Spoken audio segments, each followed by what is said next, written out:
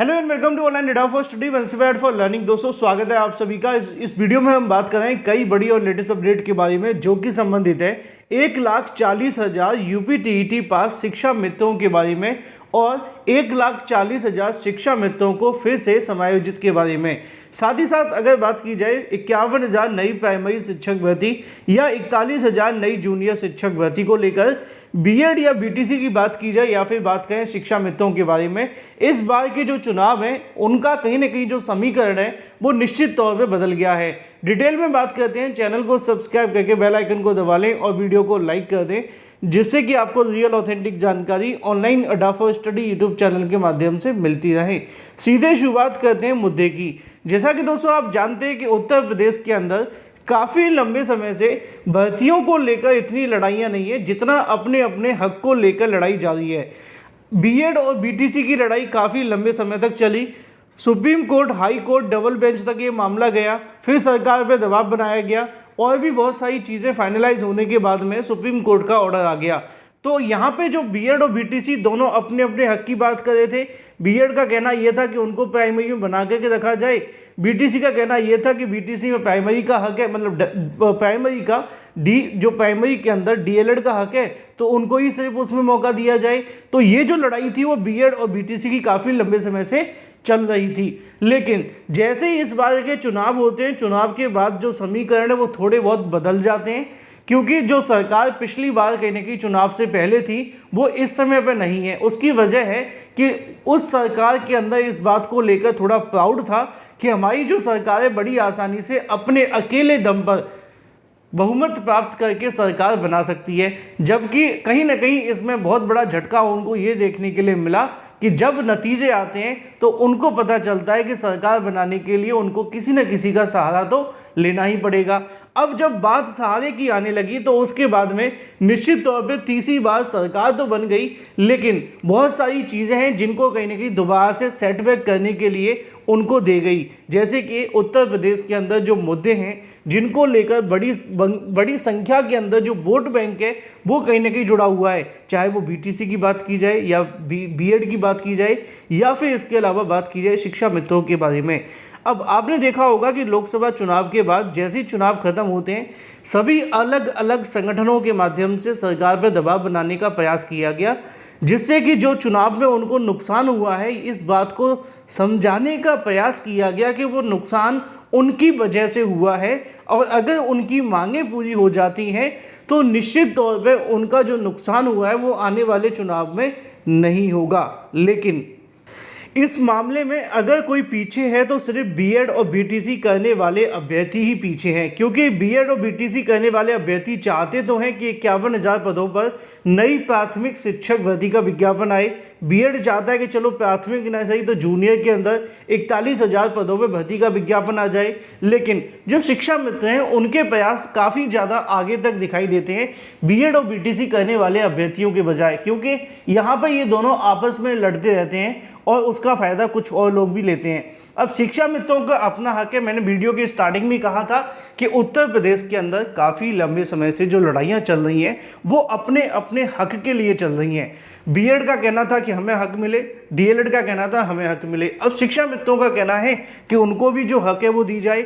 अब उनका हक क्या है, क्या मांग है, वो आपके सामने है। शिक्षा मित्रों की मांग काफ़ी लंबे समय से है, वो तो काफ़ी लंबे समय से चाहते हैं कि उनको फिर से शिक्षक के पद पर स्थायी कर दिया जाए, जिनकी संख्या तकरीबन 1,40,000 के समथिंग है। उन सभी शिक्षा मित्रों को फिर से जो यूपी टीईटी पास हैं उनको समायोजित करके शिक्षक बना दिया जाए और समान कार्य के लिए समान वेतन देकर इस मामले को ख़त्म कर दिया जाए।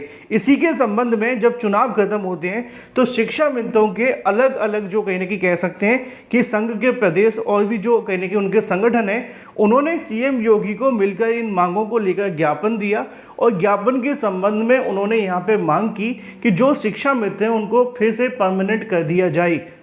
और यहाँ पे मुद्दा ये नहीं है कि शिक्षा मित्रों को परमानेंट किया जाए या न किया जाए, अगर शिक्षा मित्रों को इस प्रकार से परमानेंट कर दिया जाता है तो जो बीएड और बीटीसी करने वाले अभ्यर्थी आपस में लड़ रहे हैं उनका कहने की जो मुद्दा है वो सीधे तौर पर खत्म हो जाएगा।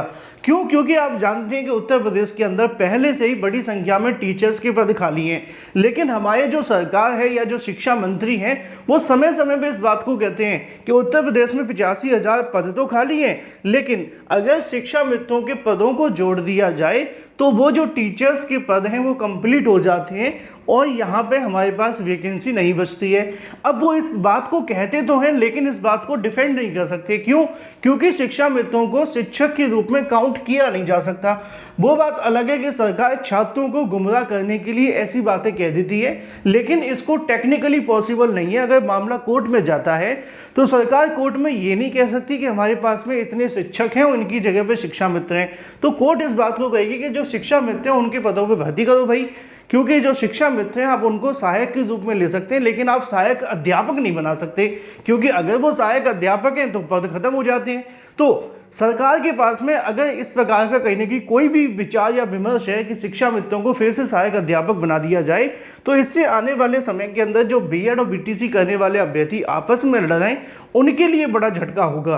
क्योंकि जैसे ही चुनाव खत्म हुए लगातार उन्होंने प्रयास शुरू कर दिए, बार बार कहीं ना कहीं सीएम योगी के साथ मुलाकातों का दौर जारी है, अलग अलग प्रयासों से कहीं ना कहीं दबाव बनाए जा रहे हैं, अपने नेताओं के माध्यम से अपनी जो बातें हैं वो सरकार तक पहुंचाई जा रही हैं, जिसमें उनकी मांग की जा रही है कि जो शिक्षा मित्र प्रदेश के अंदर हैं जो यूपी-टीईटी क्वालिफाई कर चुके हैं उनको फिर से शिक्षक बना दिया जाए। जबकि वहीं दूसरी तरफ एक मुद्दा है बीएड और बीटीसी का, वो अभी तक इस मामले को लेकर भगवान भरोसे बैठे हुए हैं। वो बात सच है कि सरकार चुनाव के बाद में भर्तियों को लेकर काम कर रही है और बात को लेकर कहा जाए तो आदेश भी दे रही है, लेकिन अभी तक शिक्षक भर्ती को लेकर एक अलग तरीके से अनाउंसमेंट करना या शिक्षक भर्ती को लेकर कुछ कहना, सरकार से अभी तक कुछ भी ऐसा ना तो उनकी तरफ से कोई आदेश देखने के लिए मिला है और ना ही ऐसा पर्टिकुलर कोई बयान दिया गया है कि सिर्फ और सिर्फ शिक्षक भर्ती को टारगेट करता हो। वो बात अलग है कि सभी भर्तियों को लेकर आदेश दिए जा रहे हैं। अब सभी भर्तियों में आती तो शिक्षक भर्ती भी है, लेकिन हर बार ऐसे पहले भी हो चुका है कि सरकार ने आदेश तो दिए हैं और कुछ भर्तियां आ भी गई हैं, लेकिन शिक्षक भर्ती के लिए इंतजार करना पड़ा है। बाद में जब मामला ठंडे बस्ते में जाता है तो सरकार कह देती है कि हमारे पास जो पद हैं वो भरे हुए हैं। और इस समय कहीं ना कहीं सरकार के ऊपर थोड़ा दबाव भी है। दबाव की सबसे बड़ी वजह है कि हाल ही में हुए चुनाव को लेकर जो उनका परिणाम देखने के लिए मिला है वो संतोषजनक नहीं है, क्योंकि जो शिक्षा मित्र कहीं ना कहीं प्राथमिक में मौजूद हैं उनको कहीं ना कहीं कैसे भी न कैसे करके सरकार पर दबाव ही बनाना है और वो कोशिश भी कर रहे हैं कि इस दबाव को अपनी ओर आकर्षित कर लिया जाए। वो बात अलग है कि सरकार क्या करेगी क्या नहीं करेगी बाद में डिसाइड होगा, लेकिन अगर 1% भी अगर ऐसा होता है तो निश्चित तौर पे बीएड और बीटीसी करने वाले अभ्यर्थियों से इससे बड़ा कहीं ना कहीं झटका नहीं मिलेगा, क्योंकि वो अभी भी प्राइमरी शिक्षक भर्ती के लिए हो या फिर अगर बात की जाए जूनियर भर्ती के लिए बहुत पीछे दिखाई दे रहे हैं अगर शिक्षा मित्रों की रेस में बात की जाए तो, क्योंकि वो निश्चित तौर पर अपनी नौकरियों को बचाने के लिए और अपने आप को सिक्योर करने के लिए कोशिश तो कर रहे हैं। मैंने स्टार्टिंग में कहा कि मैं किसी के विरुद्ध में या किसी के अपोज में बात नहीं कर रहा हूँ, मैं ये समझाने का प्रयास कर रहा हूँ कि यहाँ पे उत्तर प्रदेश के अंदर लड़ाइयाँ अपने अपने हक के लिए लड़ी तो जा रही हैं, लेकिन एक के हक के चक्कर में दूसरे का कहीं ना कहीं बड़ा नुकसान है। अब बीटीसी कहते थे हमारा हक मारा जा रहा है बीएड को लाने के बाद में, अब उनको हक मिल तो गया लेकिन भर्ती नहीं आएगी तो ऐसे हक का फायदा क्या। अब बीएड का यहाँ बहुत बड़ा नुकसान हो गया एक के हक के चक्कर में। अब जब बीएड शामिल था तो बीटीसी कहेगा हमारा नुकसान हो गया। अब यहाँ पर शिक्षा मित्रों को समायोजित कर दो तो बीएड और बीटीसी दोनों की लुटिया डूब गई। तो ऐसे में ये मुद्दा काफ़ी ज़्यादा महत्वपूर्ण है और इस समय पर उत्तर प्रदेश के अंदर जो शिक्षा मित्र संघ है वो काफ़ी ज़्यादा एक्टिव है। लगातार प्रयास किए जा रहे हैं उनके माध्यम से कि जो चुनाव के अंदर झटका लगा है, जो समीकरण बदले हैं, उसका फ़ायदा शिक्षा मित्रों को मिलाया जाए और शिक्षा मित्रों को अगर फ़ायदा मिले तो जो 1,40,000 शिक्षा मित्र हैं उनको लाभ देते हुए उनको कुछ बेनिफिट मिल सके, इस प्रकार का दबाव सरकार पे बनाया जा रहा है।